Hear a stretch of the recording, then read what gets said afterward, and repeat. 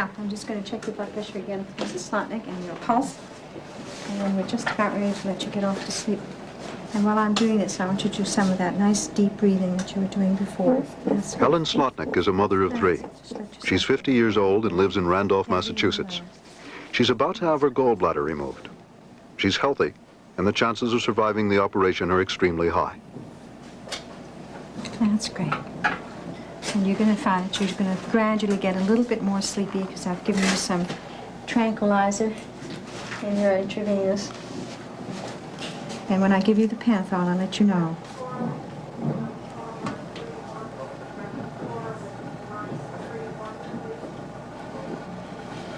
I'm giving her a bit of Demerol now, which is a narcotic, and that's going to be part of our anesthetic management. That's it. And now, I'm about to give you Panthenol, and I'm going to put Helen Slotnick's life depends on the success of this operation. This, in turn, will depend on the skill of the surgeon. But the surgeon would be unable to cut her open were it not for anesthesia, and were it not for the fact that she can be made unconscious. For without anesthetics, without her being unconscious, the pain of the operation would kill her. That's the way.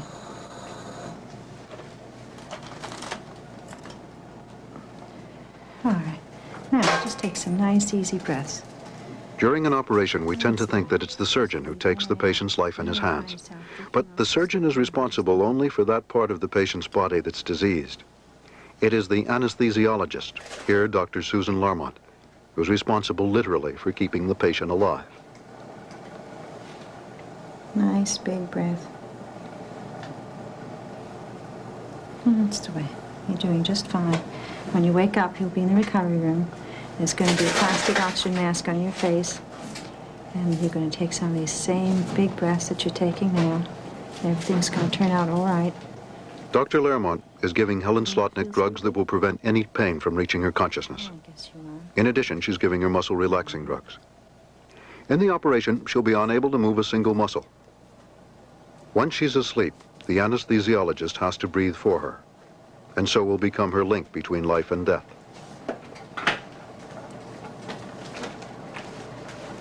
She's asleep now. Every year, within the walls of a modern hospital like the Massachusetts General, thousands of patients are anesthetized.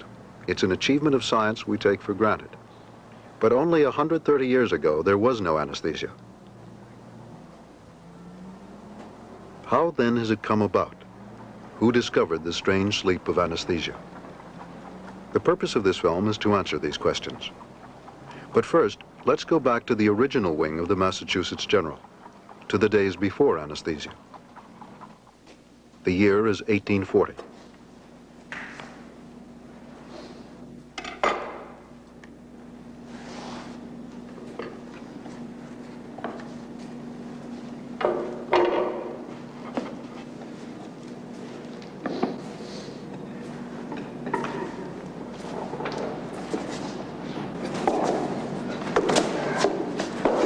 The patient is Patrick Flint, recently arrived in Boston from Ireland. His leg has been crushed between a ballast barge and a lock in the Merrimack Canal. This happened 2 weeks ago. Now gangrene has set in.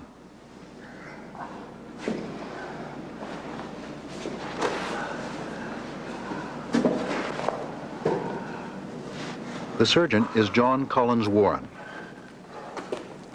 Good morning. Good morning, sir. Warren is one of a famous line of Boston doctors. Indeed, he's one of the few doctors in Boston who have any real knowledge of human anatomy and physiology. For the hospital is new, and medicine still on the boundary between scientific knowledge and quackery. But without anesthesia, a surgeon's role is limited. Surgery has to be done at incredible speed. What Warren can teach his students, then, is as much a matter of moral strength as technique. You understand our purpose?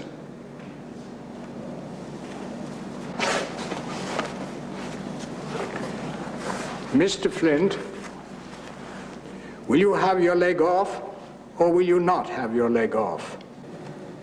Yes. Laudanum, please.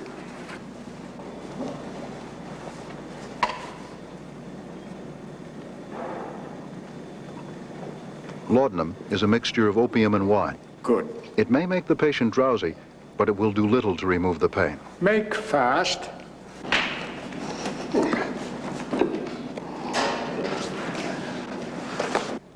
Apply the tourniquet.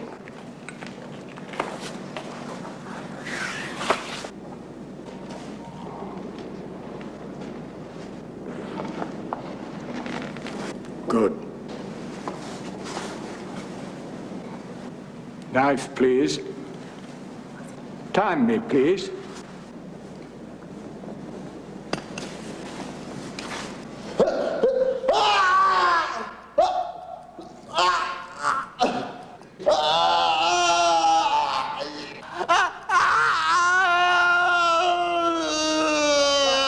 Suture, please.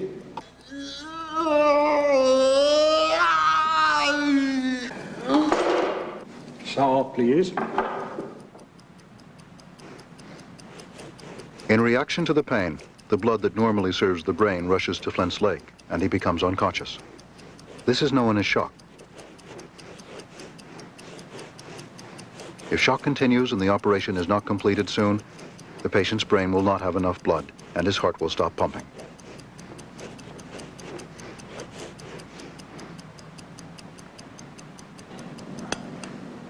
Time. 1 minute, 50 seconds.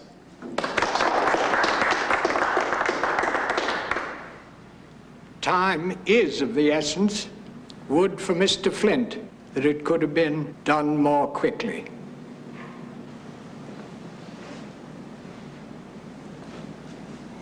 The great surgeons are those that can operate the fastest, for speed is the only way of preventing a patient from dying of shock. Yet this means that the arteries may be so badly damaged that the patient may bleed to death. But at least an amputation can be done. For many patients visiting the hospital, the picture is even bleaker. Doctor, could you please take a look at my husband? I don't know what's wrong with him. He's been awful sick for the last few days. Has he vomited? Does he have a rupture? I don't know, Doctor. Do you think you could take just a look at him and see what's the matter with him? Certainly. Mike, the doctor's going to look at you. Would you mind standing up for us? I'll try. Now just take, there we are. Now, where does it take you? Over here, sir. This man has all the symptoms of an inflamed gallbladder. Yet there's nothing that Warren can do for him. Unlike the man with the injured leg, there's no way of opening up an abdomen quickly. And so without anesthetics, there's no question of an operation. Please, sir. Sit you down. Doctor, we don't have any money. We just came All to that this. Warren can do is send the man away with sympathy and enough morphine to make the pain less unbearable. In a short time, the gallbladder will rupture, cause peritonitis, and kill him. But in the 1840s, it is not only surgeons and their patients who have to face the problem of pain. You took the roots out separately. These are two Yes. Boston dentists, Morton and Wells. Very well. I'm wondering... Their desire to do better dentistry is directly hampered by a lack of something with which to kill pain. Come in. Hello. Mr. Wells? I'm Mr. Morton. Oh, I'm Mary Comstock. Mary Comstock comes from a family of rich Boston opium merchants. About a problem I've been having with some of my Her teeth are rotting, Well, and now she's worried about how she appears. I've been to a number of dentists. At this time, most dentists are unwilling to extract teeth. They merely place false ones on top of the old rotting I stumps. mean, there must be something else. But Mary Comstock has heard that Morton and Wells have a reputation for making natural-looking false teeth. It depends on the situation. Perhaps if you sat down, we could examine you. Then I think we'd be able to tell you a little bit better exactly I what we don't have want to anything done today. I've just That's come for some perfectly advice. right. Why don't you sit down? Let us take a look, okay? All right, I don't want anything done. I just came to see if there wasn't something What else Morton you and could do Wells are besides trying to knocking sell, out essentially, is a procedure that's less disfiguring, but much more painful. This one's rotten almost down to the gum over here. Once again, please open wide. Over here, things are about as bad. Well, my opinion is that with the teeth in that condition, you would be much better off to have the majority of them out, in fact. If we leave those roots in place, then your lips are going to be held out so much that it will really ruin the appearance of your face, and I think that would be a Mary terrible Comstock's disservice. choice is not easy. You take out the roots and- Either she faces the extremely painful prospect of having her teeth pulled out, Miss Comstock, or she goes to a dentist who will give her false teeth that may make her a laughingstock. The results are so much better that I'm sure that Isn't you'd there be... something you can do besides? operating besides cutting? I mean, how do you go about doing that? It must be very painful. Well, we do have several ways, in fact, of making the pain much more bearable. We have, for instance, over here some brandy. And I'm sorry, I don't drink. This would be for medicinal purposes, though. Well, brandy doesn't really... Why don't you show us once again? No, I'm Maybe sorry. we can... I really didn't come to have anything done today. I just came to ask your gentleman's advice. Thank you very much. Morton and Will's success would be assured with something to control pain. There are many drugs on the market, and Morton and Wills continually hear rumors that a new drug has been found or a new method of applying an old one. But there are few medical journals to communicate new discoveries, and only rudimentary methods of classifying drugs. Good day, sir. Good day. May I help you? So the I certainly dentists hope have so. little I alternative need to a something systematic to search of kill local pain pharmacies. of tooth extractions. Tooth extractions. You've tried clove oil. Yes, yes. The drugs on the That sounds shelf are those herbal remedies that have been And, tried for well, centuries. We have fries. The extract of cloves, No, birch no, bark, no, I've tried. valerian, It doesn't work. mandrake, opium and alcohol. Davis's. Also, with the advent of drug companies, there are a large number of new patent medicines, usually combinations of the old herbal remedies. Fry's vegetable pain cure, Bateman's pectoral drops, I believe Davis's painkiller, and so on. the very thing. Arsenic. Have you tried arsenic? I've not even heard of it for that use. I could try it. Very well, sir. Arsenic will kill the root of a tooth, and for this reason the pharmacist considers it a painkiller. But he understands neither how it works nor how much to use. Morton's approach is a random one. Yet a major advance is soon to come from an equally random situation.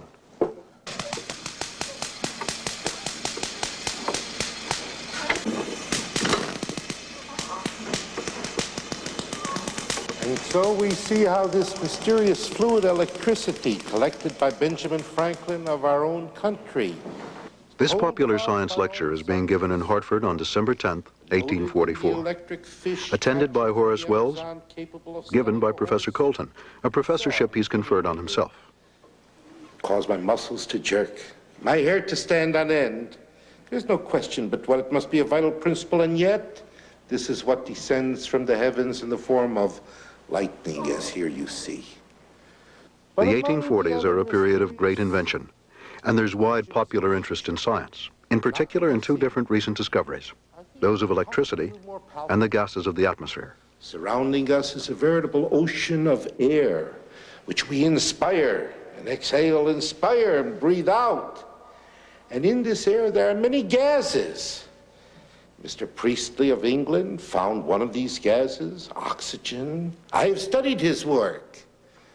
Mr. Davy, Humphrey Davy, combined oxygen, that which is your active principle too, that which allows you to flame as much as a candle, and Mr. Humphrey Davy combined that gas with another gas from the atmosphere, nitrogen, which supports no combustion, will only suffocate a candle as much as it does you, and yet the combination of these two, this putting together, this marriage of oxygen and nitrogen in our own atmosphere yields nitrous oxide.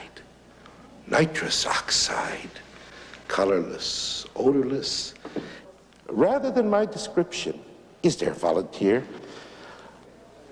If you see the effects, you will have a greater belief.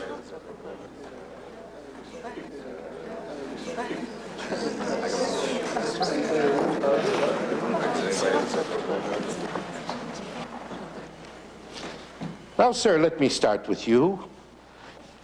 Sir, you will notice there's no odor to this. Now breathe. And breathe it deeply, regularly.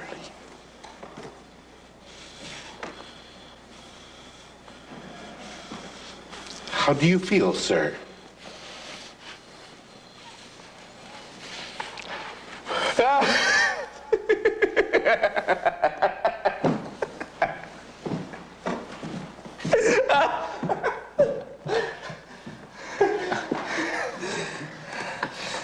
How do you feel, sir? Formidable. Formidable. Intoxicated? No, You feel just fine. very good. Again, breathe deeply, regularly.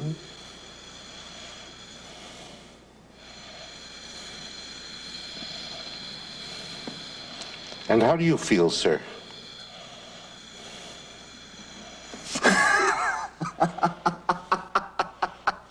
Nitrous oxide is, of course, laughing gas.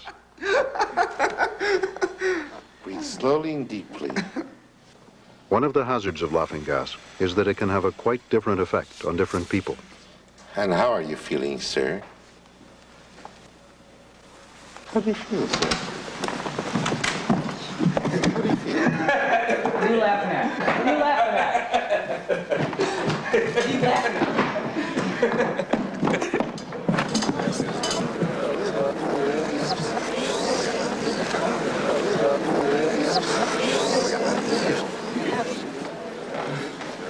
Was there something strange that happened? What? Felt frightened? Frightened? Do you feel frightened now? No. You know this man? It's Dr. Wells. Very well. Why don't you go sit down? You see, you cannot always predict what happens with this gas. All you know is that there will be... Cooley, what happened to your leg?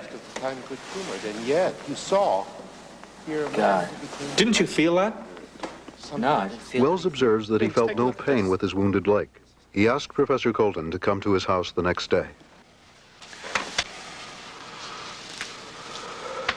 Now breathe normally. Deeply, yes, but normally. Back and forth into the bag. And let us see what happens. He will go through a period of excitement. He's not getting too much, is he? No, I think not. He's moving. I think not. That I've seen this excitement before. Should I try him now? Sir, try. Mr. Riggs, please. He didn't feel it at all. For heaven's sake, good. Take the tube. Take the tube. Please, please. Got it out. Remarkable. But he's still not awake. Wake up, didn't Mr. feel Wells. it. Mr. Wells. Wake up. Wake up. Is it out? It's out. The tooth is out. Excellent. Excellent. And so the first general anesthetic, nitrous oxide, is discovered. It's discovered almost by accident by a man who knows little chemistry and has only himself to experiment on.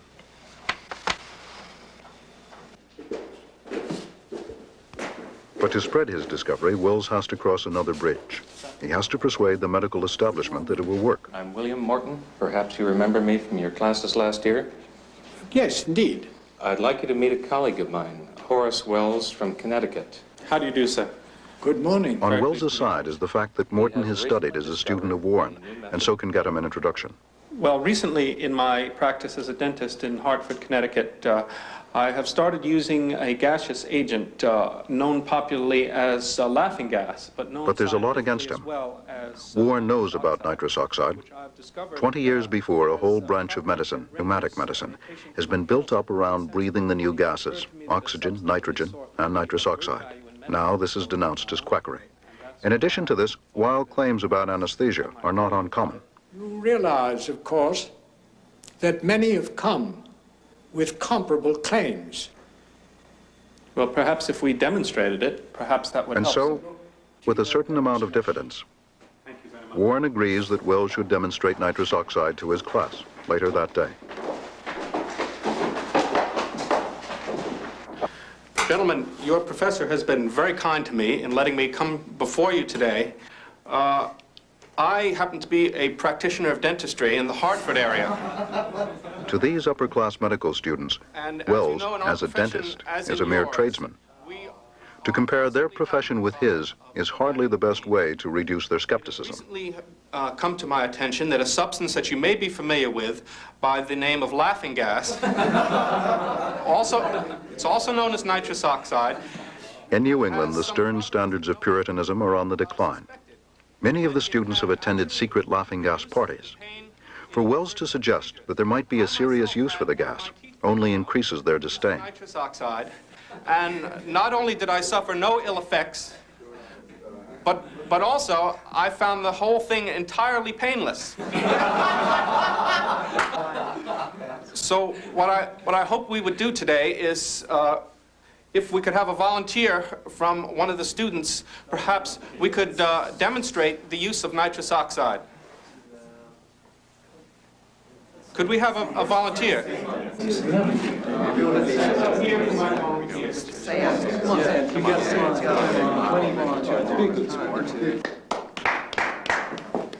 Why don't you come right here? Please have a seat.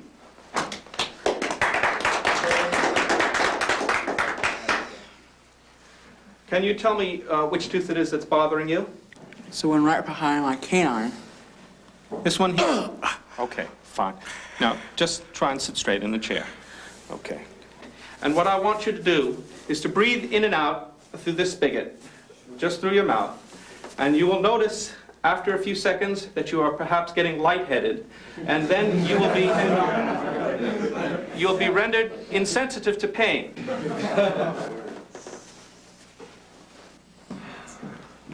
Okay.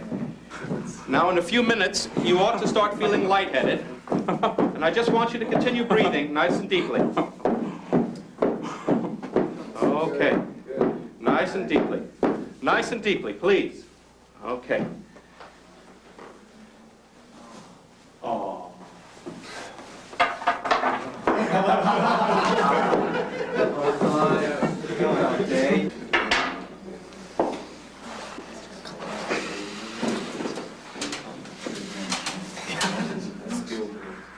Wells has no idea that the anesthetic effect of nitrous oxide will vary from person to person.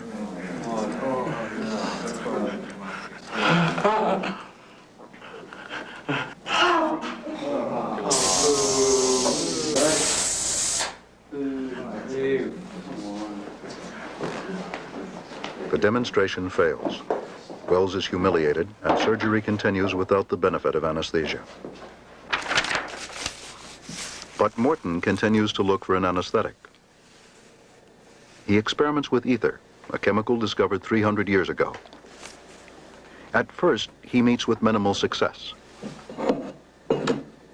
Then he learns from Professor Jackson, a professor of chemistry at Harvard, that there is a difference between the ether he's been buying from pharmacies and a more highly purified ether. He suspects the more purified ether may work, so he begins to experiment in secret.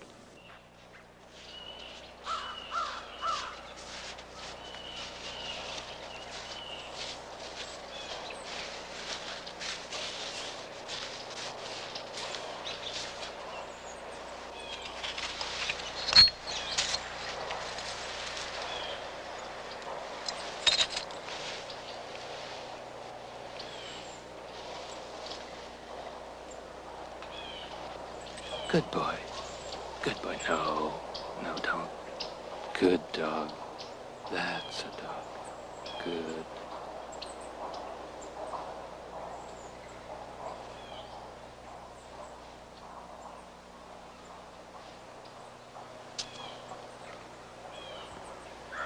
Morton has tried ether on other dogs, but with varying success. This is the first time he has tried the purified ether.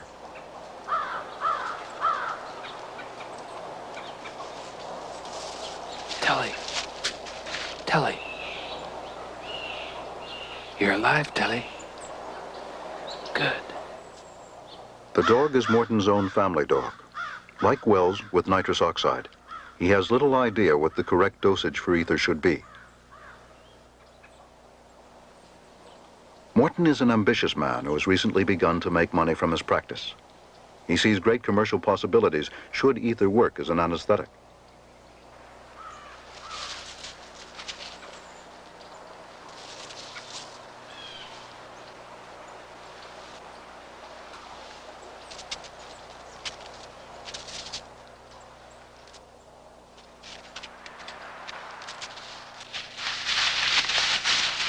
And so in the fall of 1846, in these woods outside Boston, Morton makes the discovery that will become the turning point in the history of anesthesia.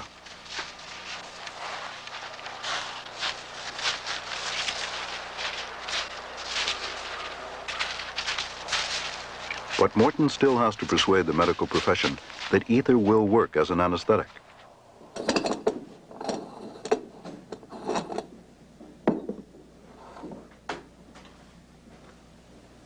Like nitrous oxide, ether is also commonly used as laughing gas, which means that doctors will be skeptical. So Morton takes ether and adds red dye. He calls it Letheon. Because he's training as a doctor, he's able to persuade other doctors to accept Letheon on trust. Finally, on October 16, 1846, at the Massachusetts General Hospital, Morton administers Letheon as a general anesthetic. The patient is Gilbert Abbott, who has a tumor removed from his neck. It is the most important occasion in the history of anesthesia, recorded in this faded photograph. The surgeon is the revered Warren, and so it is Warren who sets the stamp on the first chapter in the history of anesthesia. Through the New England Journal of Surgery, he transmits the discovery to the medical world.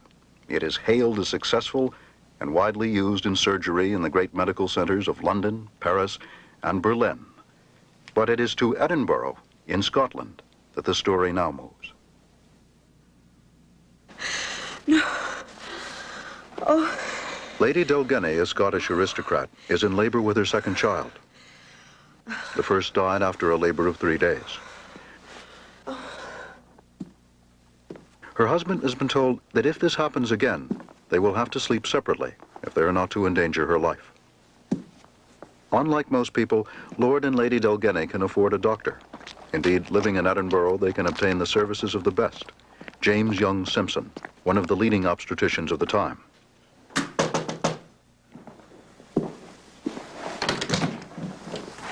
Good evening, Good evening, good evening. It's a guy called Night outside. Aye.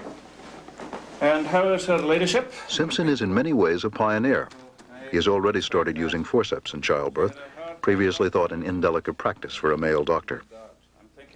Also, he's the first person to use ether in labor. This immediately lands him in a controversy. Almost everyone stands against him for one reason or another. The church, the medical profession, even a husband whose wife's life may be in danger. The church says it's unnatural. The church says it's unnatural.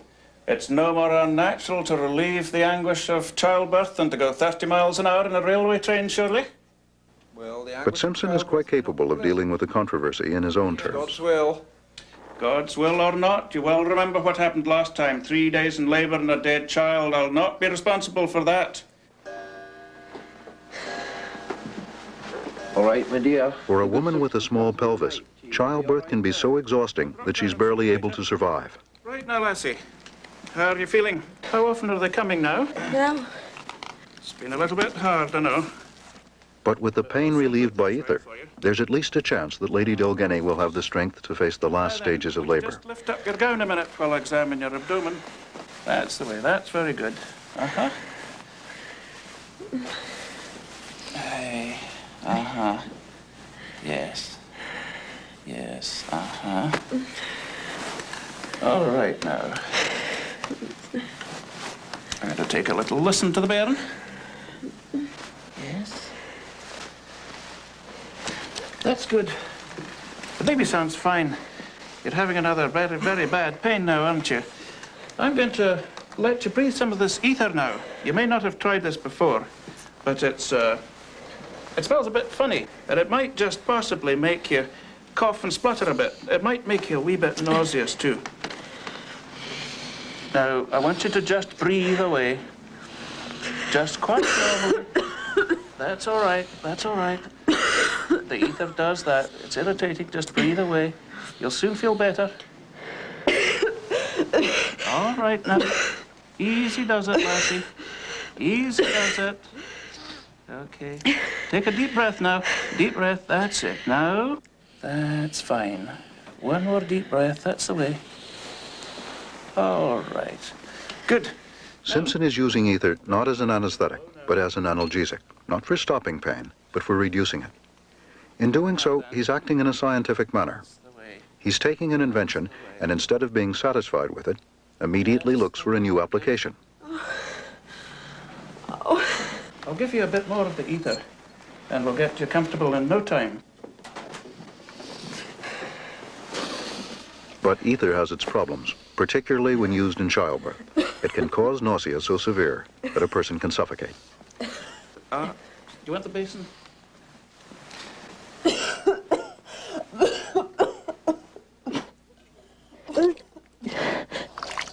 Like Morton and Wells, Simpson has no laboratory. But unlike them, who made their discoveries by chance, he understands the principle by which a gaseous anesthetic works. It is breathed in through the lungs, enters the bloodstream, and then reaches the centers of consciousness in the brain. Benzene. A clear liquid, aromatic smell, not irritating. Nearly every evening, he experiments with chemicals that can be sniffed in this way. Now, this next one's a powdered opium. As one of my students suggested that. We normally give it by mouth, but this seems to be a new idea. It's worth a try.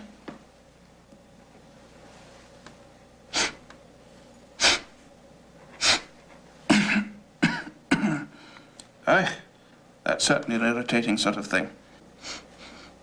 It's not doing very much for me. I think we're wasting our time maybe on that. That takes too long to act normally anyway. But in spite of understanding the principle of anesthesia, Simpson's approach to the chemicals is still somewhat random. Let's take the next one now. Here we are. Chloride of hydrocarbon. Let's try a little of this.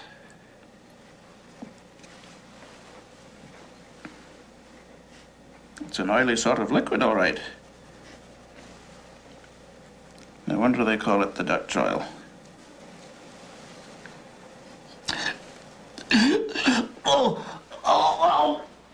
Like most scientists of the period, Simpson has only himself to experiment with. Dutch oil is poisonous enough to kill someone, and Simpson is lucky to be in bed for only a month. But even there, he carries on research with his wife. As soon as he recovers, he begins to experiment again. After a day's work, Simpson often invites one or another of his poor assistants to dinner. Before dinner, they try sniffing a few more chemicals. What delicacies do we have for tonight? I wouldn't try this one, by the way. Why don't we try this acetone then? Let's try that. We'll start with that. Some for you. Some for me. Good. Well, let's see what this will do. Here's health, dear. And to you, Keith. It's not bad. It's a fine ethereal smell. It's not very strong, really. It doesn't seem to do anything to me, does it to you? I like it, but nothing much else, Doctor. No, I don't think it's going to do very much. Oh, well, what next then? What about the benzene? No, not the benzene. I tried that the other night. It wasn't any good at all. I think we've tried them all. Oh, there's this chloroform that Dr. Waldy suggested. Oh, yes, I put that on one side. I didn't think that was going to do anything, but we'll have a try if you really want. Can only try. Uh-huh. Let's put it in the saucer. Okay.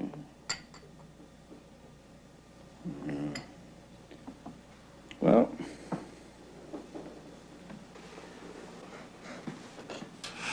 it has a good smell. Mm-hmm. As a matter of fact, this stuff isn't bad at all. It's coming on. I think this is, we've got.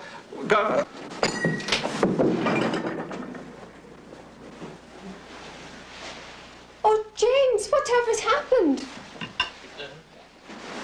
How's that? Keith? How's that? I think I can't. Oh.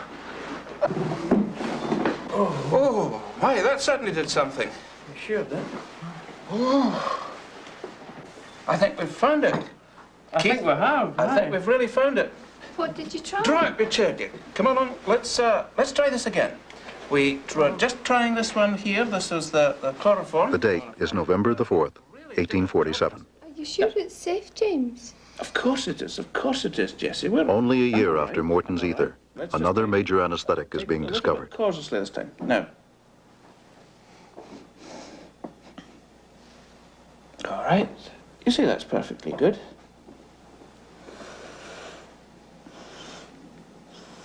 You like it? It's not bad, is it? Oh, James. Come away, Keith. Like the other anesthetics, chloroform will also act as laughing gas. Simpson and his family are quick to exploit this as a means of celebrating the discovery. That's stuff, all right. Aye, that's the one. Not too much Chloroform. now. Not too much. That's the one it is. The stuff. Oh, Yes. that man Wally is a genius. Yes. Let's have a little more now. I feel better. I feel After quite all this recovered. time, I've got it. Oh, there. I told you it wouldn't affect you too much. Oh, it's fine. Here we Feel go. quite funny. What is the word? Ah, there you are. How was that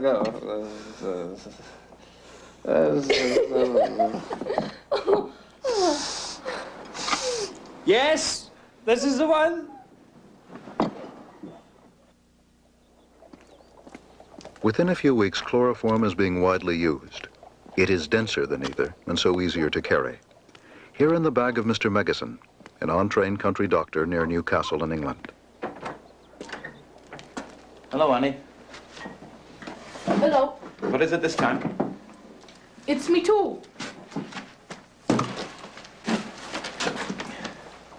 Ow! Easy now. Megison's patient, indeed one of his most frequent patients, is Hannah Greener.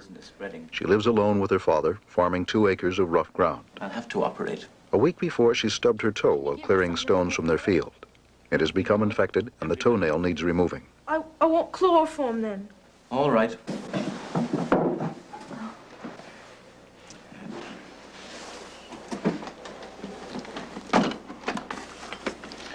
This is the chloroform, Annie. Take some deep breaths now, Annie. This will take all the pain away. Take some deep breaths. This is the Chloroform, like ether, is most easily administered by dripping it onto a handkerchief. But in this way, it's impossible to control the quantity breathed in. Mr. Megison, along with most of his contemporaries, has no idea that the effect of a drug can vary enormously with its dosage. 2 more deep breaths.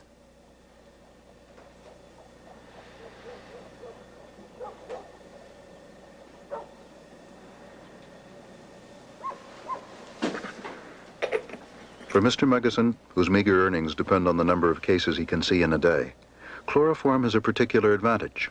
It works much faster than ether.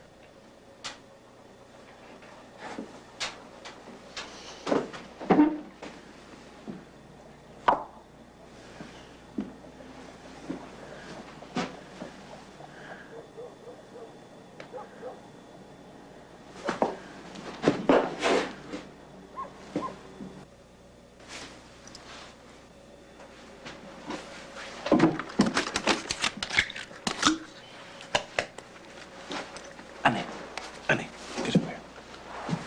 Take some brandy. Take some brandy. Swallow it. Swallow. Oh.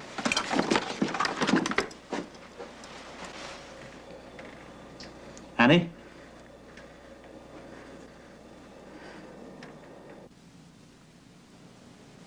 The coroner's verdict is simple. Hannah Greener has died of the effect of the chloroform.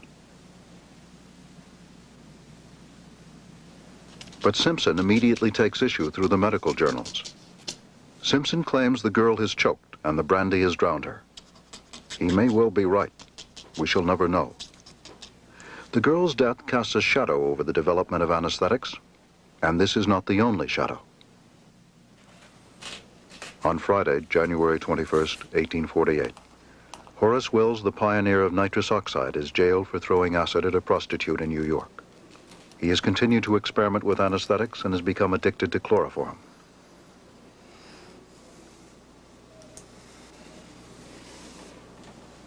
Wells writes to his wife, "My brain is burning, and I am fast becoming a deranged man. I cannot live and keep my reason.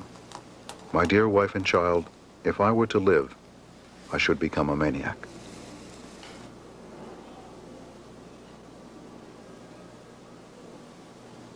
On Sunday, January 23rd, 1848, Horace Wills takes his own life in jail in New York, the victim of ignorance about addiction.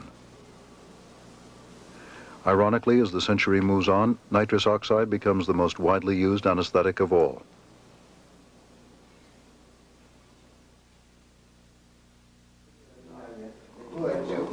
It is now 1884. It is a period of hectic activity in America. The wards of hospitals are filled to bursting point. Thousands of immigrants pour into the cities. Immigrants like anarchist Angelo De Luca, shot in the wrist by a policeman.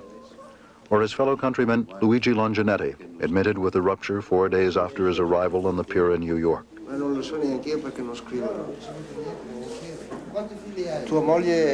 Here in Bellevue, the only spare beds are in the basement. And it is in these airless wards that anesthesia has to suffer its greatest setback yet.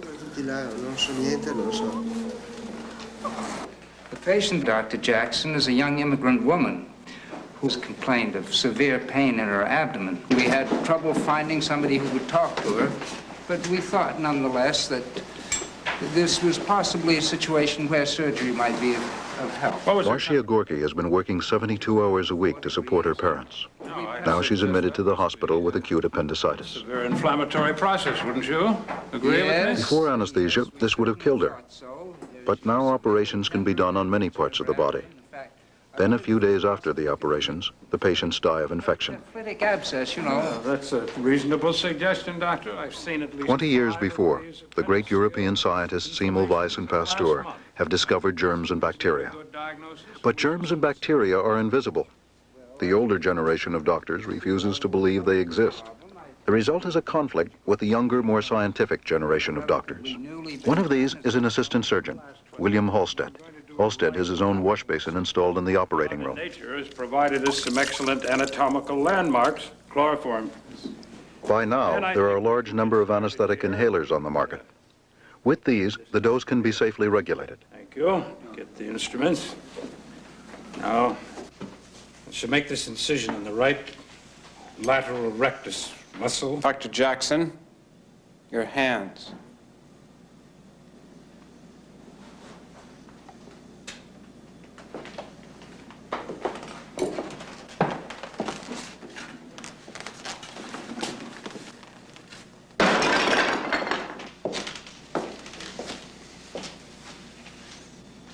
Knife. Your hands, sir. They're still unwashed. Good day. Would you assist me? With pleasure. Instruments, Dr. Elliott. I'm worried about Halstead. Surgeons like Jackson are highly competent in their own field. But with anesthesia making possible so many new operations, over 30% of those operated on are dying of infection. Halstead and his close friend Hall are almost the only doctors in Bellevue ready to fight the issue. Within the fortnight, suppuration will be evident in that wound. Well, if you're going by the smell, I think that's the breast patient over here. Helen McPherson has had a small tumor removed. Without the operation, it may well have healed itself. But general anesthesia has made the surgeons keen to operate wherever possible. She feels warmer today than she did yesterday. She was 102 yesterday. Her dressing shows a little pus on the lower. Without surgery, her chances of survival would be much greater. I doubt it. My patient is where? Down here. Will you wash your hands, please? Halstead is well-to-do and arrogant. He has overridden the hospital authorities and had basins filled with antiseptic carbolic acid put in the wards. Halstead has also taken the radical step of having a tent erected in the garden of the hospital. And how many days is he post-amputation? He's a week now. Joe Williams has had his leg amputated in the clean atmosphere of the tent. However, the hospital is refusing to collect statistics on the success of Halstead's new antiseptic I methods. changed the dressing yesterday. I noticed you made his stump shorter than most you've been making recently. Yes, I have. It's all right. I think I found Halstead is rich enough to have traveled to Vienna, where he's learned about the germ theory. lost tissue. It's encompassed with these sutures. It's also his continental connections that enable him to make a major development in anesthesia. You've all been familiar, I'm sure, with Kohler's experiment, which was reported in Vienna on the eye of the dog. And note that... Stay, puppy. Stay. The animal reacts quite briskly to this stimulation of this feather. However, with the administration of some 4% cocaine hypochlorite instilled within the eye. Recently, coca has been brought back to Europe from South America, where it has long been used as a narcotic. Which renders the cornea completely insensitive to things such as a feather, after, of course, a few moments have elapsed. See, the animal hardly objects to the pressure of the feather upon the cornea at the present time. Whereas on the other side, a brisk blink is elicited. Good girl.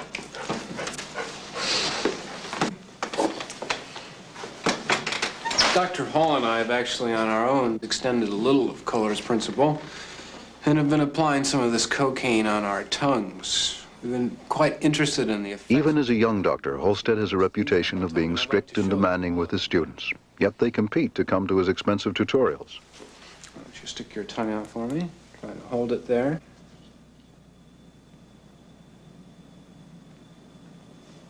May I have your pen? These will show. And let's see how large an area is actually. Feel that? Yeah. About there.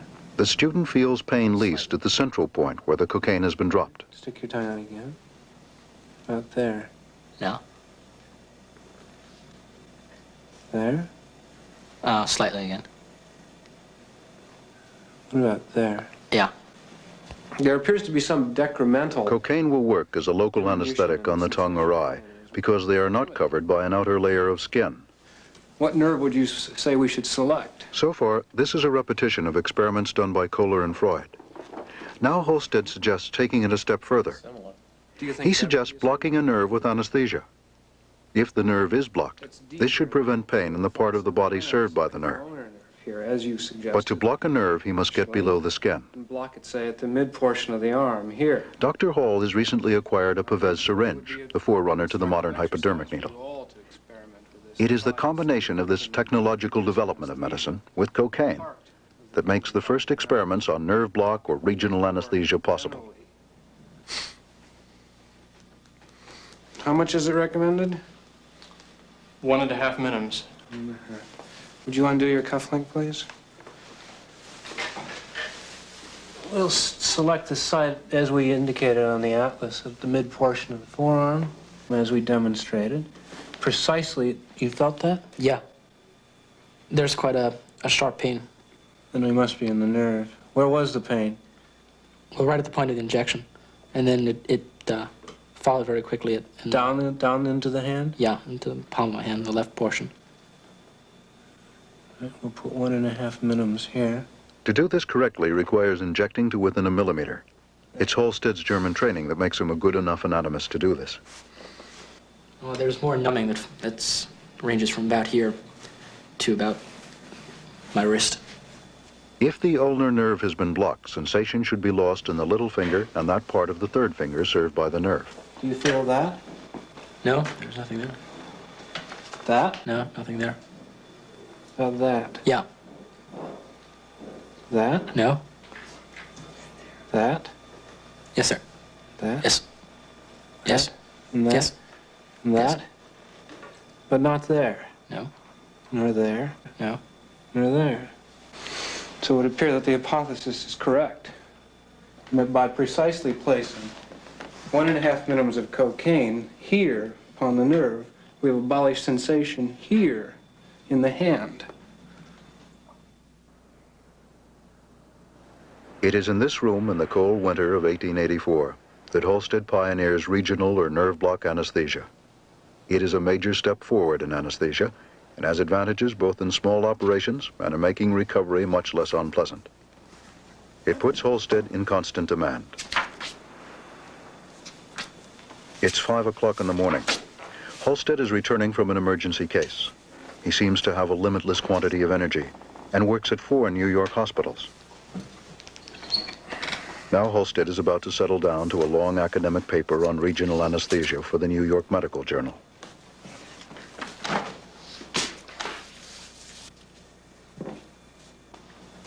Cocaine, the forerunner of Novocaine, is also used as a stimulant in patent medicines.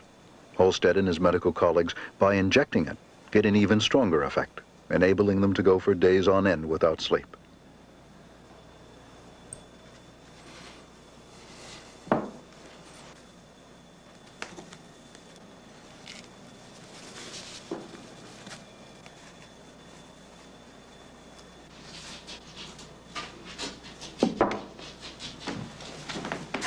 Good morning. Good morning. Is that the draft of your paper now?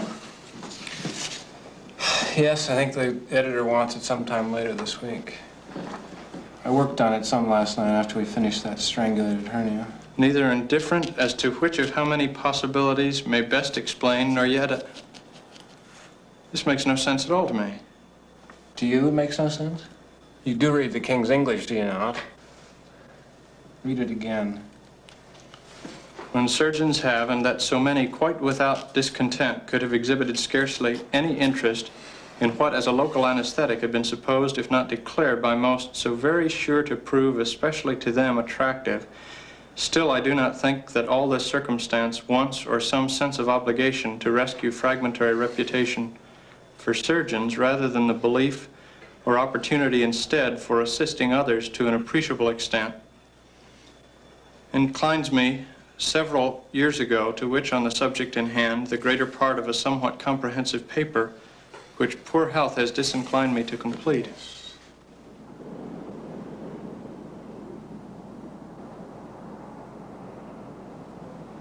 Nothing is known about addiction. Halstead has to give up practice and goes alone to a sanatorium on the New England coast. Cocaine claims many victims among the doctors who pioneer with it. Some of them, like Halstead's colleague Hall, die young.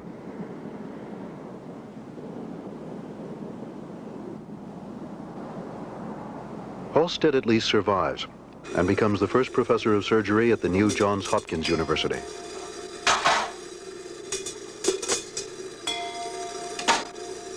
It is now 1902.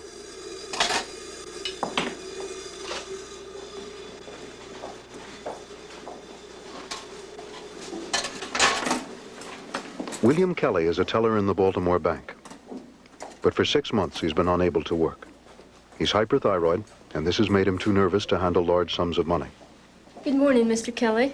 Are you feeling a bit sleepy? This is the new operating room at Johns Hopkins, designed especially by Halstead. Kelly, I'm going to wash your neck with some soap and water. The doctor will be here soon.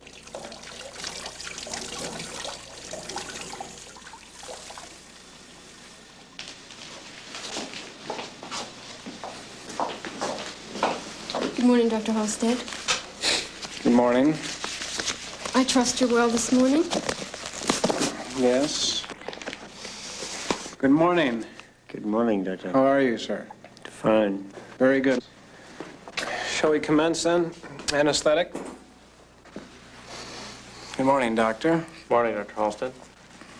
Now, my good man, I'm going to be injecting your neck here. You'll feel the bite of the needle, like that.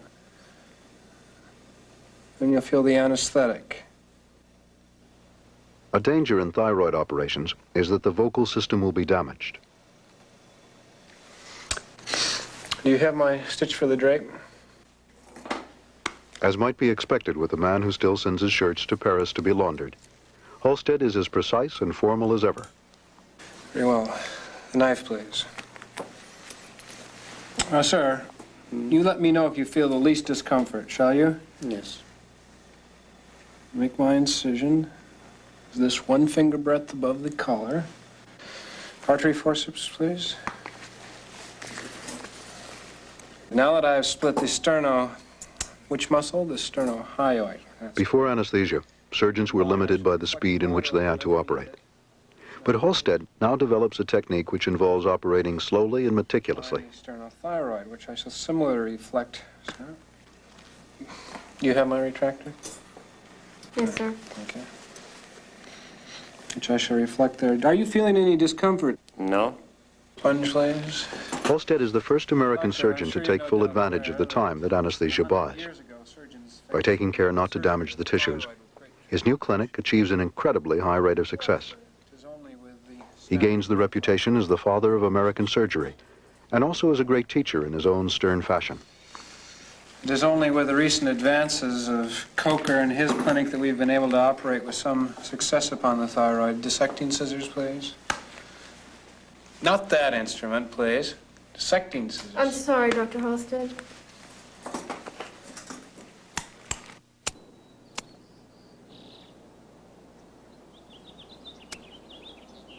But in spite of his professional success, Halstead remains aloof and isolated. He retains the exotic tastes of his younger days, but he only overcomes his addiction to cocaine by coming to rely on large doses of morphine. This, however, was the kind of price that men like Halstead had to pay in their personal lives for laying the foundations of modern anesthesia.